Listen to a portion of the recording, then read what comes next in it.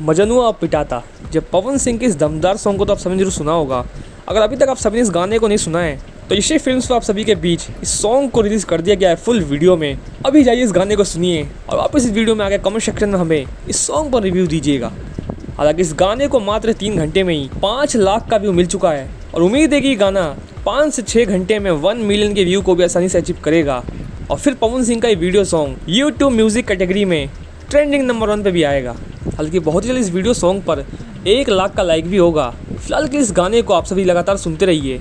वह शायद ही कोई होगा जिसने एक बार इस गाने को सुनने के बाद दोबारा ना सुना हो, क्योंकि हम भी इस गाने को लगातार 2 घंटे से सुन रहे हैं और तब भी दिल नहीं भर रहा इस गाने से हटने का।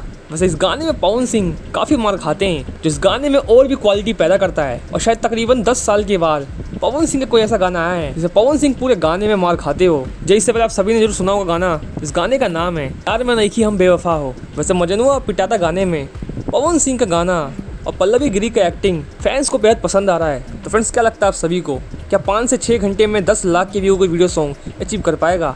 और क्या 24 घंटे में वीडियो सॉन्ग 5 मिलियन के व्यू को अचीव कर पाएगा? हमें कमेंट बॉक्स में जरूर बताइएगा और लगातार सुनते रहिए इस वीडियो सॉन्ग को। मिलते हैं इस गाने से जुड़ी और भी वीडियो के साथ, तब तक के लिए धन्यवाद।